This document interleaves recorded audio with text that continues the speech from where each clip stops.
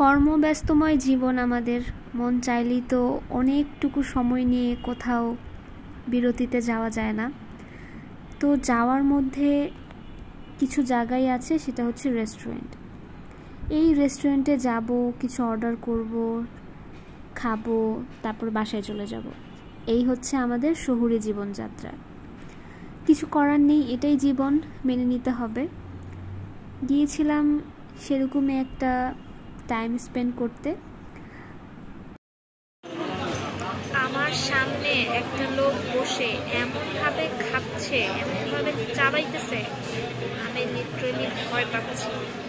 আপনাদের ভাইয়া আমাকে সেদিন বলল, চলো তোমাকে অনেক দিন ধরে বার্গার খাওয়াই না, তোমার যেহেতু অনেক বার্গার পছন্দ, আজকে তোমাকে বার্গার খাওয়াই।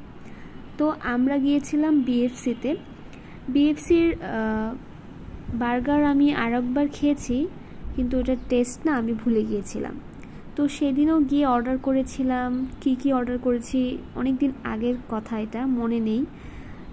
মেবি ওদের স্পেশাল বার্গার যেগুলো ছিল ওগুলাই অর্ডার করেছি। দুটা বার্গার 2 রকমের অর্ডার করেছি, সাথে ছিল কোলস্লো। আরেকটা জিনিস অর্ডার করেছি, সেটা হচ্ছে নাগা পপস, চিকেন পপস যেটাকে বলে।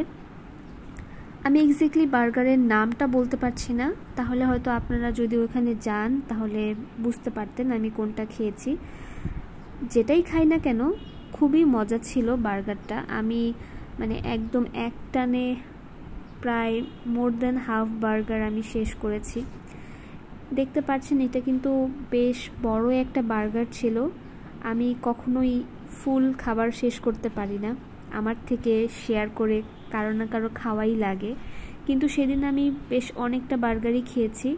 এটা হতে পারে আমি হয়তো সেদিন রোজা রেখেছিলাম, সেজন্য আমি ফুল এমটি ছিলাম, এর জন্য খেতে পেরেছি। আর বার্গার তো মজা ছিল, এটা তো আমি বলছি। সত্যি বার্গারটা খুব মজা ছিল, আপনারা ট্রাই করে দেখতে পারেন। বিএফসির বার্গারটা আসলেই খুব মজার।